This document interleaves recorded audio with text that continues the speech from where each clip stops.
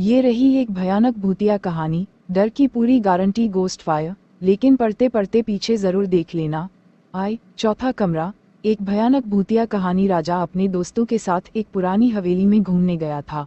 उस हवेली के बारे में एक अजीब बात मशहूर थी। हवेली में कुल 4 कमरे थे, पर कोई भी चौथे कमरे का दरवाज़ा खोलने की हिम्मत नहीं करता था। कहा जाता था कि जो भी उस कमरे में गया वापस कभी नहीं लौटा।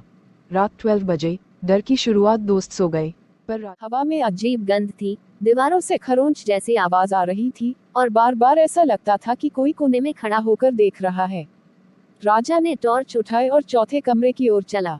दरवाजे के पास अजीब निशान बने हुए थे, जैसे किसी ने नाखूनों से खींचकर दीवार फाड़ी हो।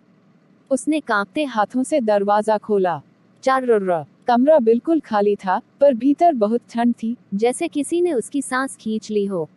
अचानक टॉर्च बुझ गई। अंधेरा छा गया। पीछे से धीमी धीमी किसी के पैरों की घसीटने की आवाज आई।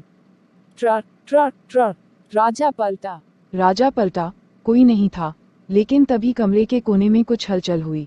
टॉर्च दोबारा जली और उसने देखा, एस्टरिस्क कोने में खड़ी थी एक लंबी अजीब परछाई, जिसके पैर उल्टे थे। एस्टरिस्क उसका चेहरा आधा जला हुआ, आधा काला, और आंखें बिल्कुल सफ़ेद। वह धीरे धीरे राजा की ओर बढ़ने लगी। ये कमरा सिर्फ मेरा है, वह फुसफुसाई। राजा चिल्लाकर भागा। जैसे तैसे वह कमरे से निकलकर दरवाज़ा बंद किया। दोस्तों को उठाकर सारी बात बताई, लेकिन जब उन्होंने कमरा बिल्कुल सामान्य था। कोई परछाई, कोई ठंड, कोई निशान, कुछ भी नहीं।